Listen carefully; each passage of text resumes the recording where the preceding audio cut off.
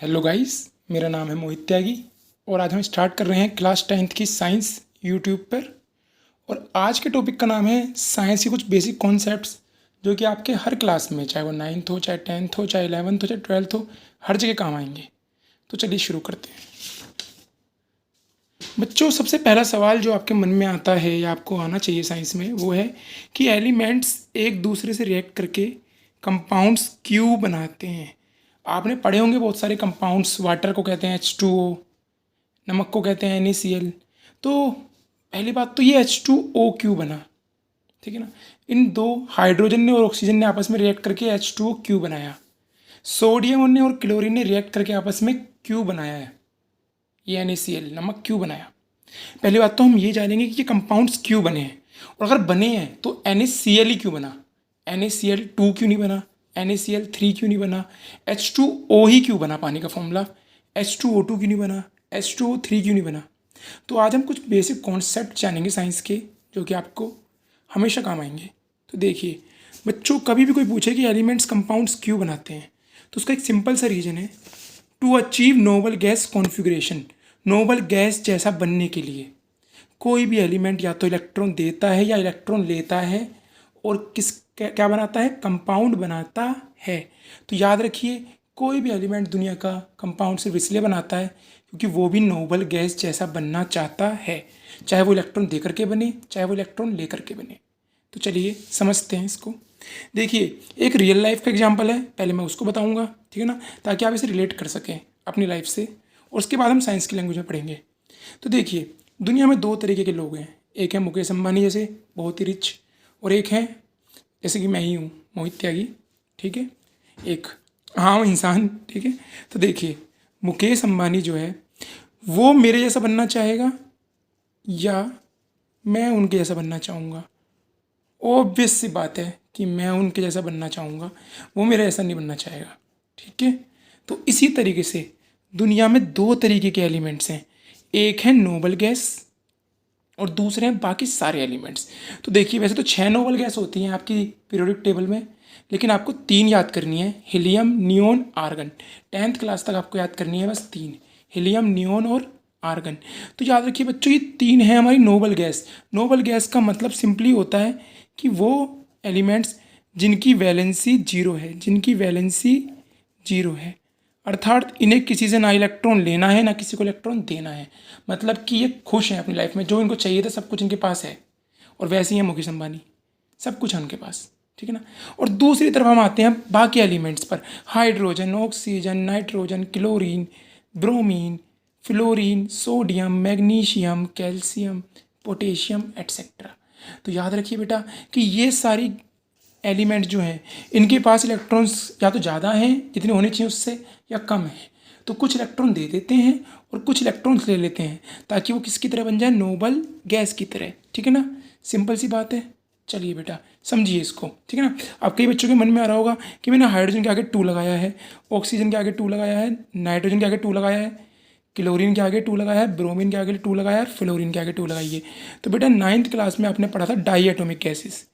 कौन सी gases, di atomic gases. तो बेटा इसको ऐसे याद कीजिए आप कि कुछ एलिमेंट्स ऐसे होते हैं जो अकेले रहने से डरते हैं, तो इसलिए वो हमेशा दो के जोड़े में रहते हैं। इनके एग्जांपल्स हैं आपके पास hydrogen, oxygen, nitrogen, chlorine, bromine, fluorine, ठीक है। तो चलिए बच्चों आगे शुरू करते हैं। अब देखिए, कोई भी एलिमेंट, कौन सा एलिमेंट इलेक्ट्रॉन देता है, कौन सा इलेक्ट्रॉन लेता है नोबल गैस जैसा बनने के लिए, ठीक है। इसके बारे में पढ़ने के लिए हमें पता होनी चाहिए इलेक्ट्रॉनिक कॉन्फ़िगरेशन। ये इलेक्ट्रॉनिक कॉन्फ़िगरेशन आपने 9th क्लास में पढ़ी है, याद कीजिए। बोर का मॉडल, जिसमें उसने बोला था KLMN शेल, और उसके अंदर इलेक्ट्रॉन्स भरने के लिए फॉर्मूला बताया था 2n², ठीक है ना। इसी से हमने पढ़ा था कि K शेल के अंदर 2 इलेक्ट्रॉन्स आते हैं, L में 8 आते हैं, M में वैसे 18 आते हैं, लेकिन 8 आएंगे तो भी इसकी तो भी नोबल गैस मान ली जाती है, ठीक है। चलिए अब देखिए बच्चों, हाइड्रोजन जो है वो पहला एलिमेंट है, तो इसका एटॉमिक नंबर 1 होगा। और अब याद रखिएगा, जितना होता है एटॉमिक नंबर उस एलिमेंट्स के अंदर उतने ही इलेक्ट्रॉन्स होते हैं। तो हाइड्रोजन का एटॉमिक नंबर 1 है, इसका मतलब इसके अंदर कितने इलेक्ट्रॉन्स होंगे, एक ही इलेक्ट्रॉन होगा। तो बेटा K शेल में 2 इलेक्ट्रॉन्स आते हैं, हाइड्रोजन के पास एक ही इलेक्ट्रॉन है, ठीक है। अभी इस पर आते हैं, उससे पहले यहाँ देखिए मैंने क्या कहा था कि दुनिया में 3 नोबल गैस है 10th क्लास तक जो हमें पढ़नी है, ठीक है ना। तो पहली है हीलियम, ये देखिए क्या करना है, अंडरलाइन किया हुआ है। दूसरी है नियोन, और तीसरी हमें पढ़नी है आर्गन, ये रही। चलिए यहाँ देखिए बेटा, हीलियम को देखो यहाँ पर, हीलियम का एटॉमिक नंबर 2 है, इसका मतलब है इसके पास 2 इलेक्ट्रॉन्स हैं। कितने इलेक्ट्रॉन्स हैं? 2 इलेक्ट्रॉन्स। तो बेटा याद रखना, के शेल में कितने इलेक्ट्रॉन्स आ सकते हैं? 2 इलेक्ट्रॉन्स आ सकते हैं। और हीलियम के पास 2 ही इलेक्ट्रॉन्स हैं। कितने इलेक्ट्रॉन्स हैं? 2 इलेक्ट्रॉन्स हैं। तो बेटा जितने इलेक्ट्रॉन्स को चाहिए थे के शेल में, क्या इसके पास उतने इलेक्ट्रॉन्स हैं? बिल्कुल हैं। 2 ही चाहिए थे के शेल में और 2 ही इलेक्ट्रॉन्स हीलियम के पास हैं। इसीलिए इसे ना किसी से इलेक्ट्रॉन लेना है, किसी को ना इलेक्ट्रॉन देना है, इसीलिए इसकी वैलेंसी क्या है? 0। इसी तरीके से नियोन की बात करते हैं। बेटा नियोन का एटॉमिक नंबर 10 है, यानी कि 10 इलेक्ट्रॉन्स हैं। 10 में से 2 आ गए के शेल में, और एल शेल में 8 आने चाहिए। तो ऑब्वियस सी बात है, जब 10 में से 2 के शेल में आ गए तो यहाँ पर कितने इलेक्ट्रॉन्स बचे? 8 बचे, वो आ गए एल शेल में। अब के में 2 ही आ सकते हैं, एल में 8 आ सकते हैं, और वही आ रहे हैं नियोन के अंदर। तो क्या इसकी वैलेंसी भी 0 होगी? बिल्कुल, जो इसको चाहिए था इसके पास है। अब देखिए बेटा, बाकी ये सारे एलिमेंट्स या तो इसकी तरह बनेंगे हीलियम की तरह, या वो बनेंगे नियोन की तरह। पर याद रखिए वो बनेंगे नोबल गैस की तरह, कुछ इलेक्ट्रॉन देंगे कुछ इलेक्ट्रॉन लेंगे, वो मैं आपको सिखाऊंगा। देखो अब आते हैं बहुत अच्छी ट्रिक पर। हाइड्रोजन जो है उसके अंदर 1 इलेक्ट्रॉन है, तो बेटा के शेल में 2 इलेक्ट्रॉन आने चाहिए। अब ऑब्वियस सी बात है बेटा, अगर इसके पास एक और इलेक्ट्रॉन आ जाए, एक और इलेक्ट्रॉन आ जाए, तो यहाँ पर कितने इलेक्ट्रॉन बन जाएंगे बेटा? 2 बन जाएंगे। तो क्या ये हाइड्रोजन हीलियम की तरह नहीं बन जाएगा? सोच के देखिए, क्या ये हाइड्रोजन 1 इलेक्ट्रॉन गेन करते ही, 1 इलेक्ट्रॉन लेते ही किसी से, क्या ये हीलियम की तरह नहीं बन जाएगा? बिल्कुल बन जाएगा बेटा। इसीलिए ही हाइड्रोजन ने 1 इलेक्ट्रॉन लिया है, और जो इलेक्ट्रॉन लेते हैं उन पर माइनस चार्ज आता है। माइनस साइन शो करता है कि गेन किया है इलेक्ट्रॉन, आपने इलेक्ट्रॉन लिया है। तो बेटा याद रखो, हाइड्रोजन पर 1 इलेक्ट्रॉन था, 1 इलेक्ट्रॉन और लेते ही ये हीलियम जैसा बन गया। तो कितने इलेक्ट्रॉन लेते ही बना है? 1। तो वही उसकी वैलेंसी होगी। अब देखिए एक और बताता हूँ, फिर आपको और अच्छे समझ में आएगा। लिथियम जो है बेटा वो तीसरे नंबर पर, यानी इसके अंदर 3 इलेक्ट्रॉन्स हैं। तो बेटा के शेल में 2 इलेक्ट्रॉन्स आएंगे। अब बचा हुआ 1 इलेक्ट्रॉन 3 में से कहाँ जाएगा? एल शेल में। अब आप खुद सोचिए बेटा, या तो वो ये वाला इलेक्ट्रॉन दे दे, तो वो किसकी तरह बन रहा है? देखो, क्या वो हीलियम की तरह बन रहा है? बिल्कुल बन रहा है। तो एक ऑप्शन तो ये है कि वो 1 इलेक्ट्रॉन दे करके हीलियम की तरह बन जाए, और एक और ऑप्शन है कि वो 7 इलेक्ट्रॉन ले ले, और 7 इलेक्ट्रॉन ले करके वो नियोन जैसा बन जाए। ऑब्वियस सी बात है बेटा, 1 इलेक्ट्रॉन देना आसान होगा या 7 इलेक्ट्रॉन लेना? 1 इलेक्ट्रॉन देना आसान होगा। तो बेटा 1 इलेक्ट्रॉन तो होगा, लेकिन वो देगा, और जो इलेक्ट्रॉन देते हैं उन पर प्लस चार्ज लगता है बच्चों। तो इसीलिए इसने 1 इलेक्ट्रॉन डोनेट किया है। जो इलेक्ट्रॉन देंगे उन पर प्लस चार्ज, जो इलेक्ट्रॉन लेंगे उन पर माइनस चार्ज। अब बेटा देखिए, बेरिलियम के पास 4 इलेक्ट्रॉन्स हैं। अब आप जानते हैं के शेल में 2, तो एल शेल में 2। बेटा वही वाली बात, क्या तो 2 दे दे या 6 इलेक्ट्रॉन ले ले। आप जानते हैं कि 2 इलेक्ट्रॉन देना आसान है, ना कि 6 इलेक्ट्रॉन लेना। तो बेटा इसकी वैलेंसी होगी +2, ये 2 इलेक्ट्रॉन दे देगा।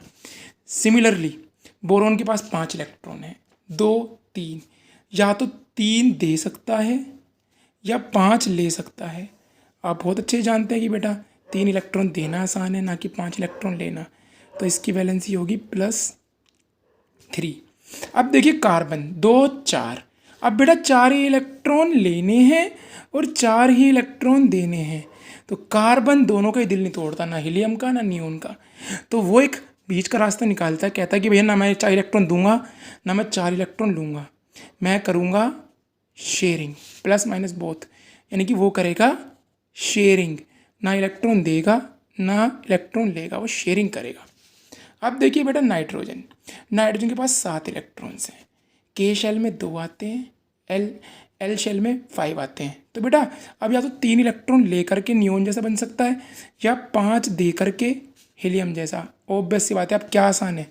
अब इसके लिए आसान है 3 इलेक्ट्रॉन लेना, तो लेने वालों पर माइनस, और कितने लेगा? 3, नोबल गैस जैसा बनने के लिए, नियोन जैसा बनने के लिए। अब देखिए ऑक्सीजन, सिमिलरली बेटा 2 6 हैं। तो आप जानते हो कि 2 इलेक्ट्रॉन लेना आसान है, ना कि 6 इलेक्ट्रॉन देना। तो बेटा इसकी वैलेंसी कितनी होगी? 2 लेने हैं तो -2, सिमिलरली फ्लोरीन के लिए एक इलेक्ट्रॉन लेना आसान होगा, तो इसकी वैलेंसी होगी -1। उम्मीद करता हूँ ये मेरी शानदार ट्रिक आपको समझ में आई होगी। चलिए आगे बढ़ते हैं।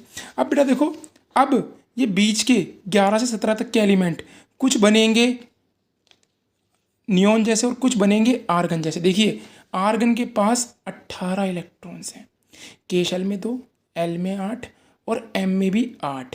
बेटा 9th क्लास में आपने जरूर पढ़ा था कि एम शेल में 18 इलेक्ट्रॉन्स आने चाहिए, लेकिन बोर बरी के नियम में हमें यह भी बताया गया था कि अगर बाहर वाली शेल में 8 इलेक्ट्रॉन आ जाते हैं तो भी वो फुलफिल्ड है।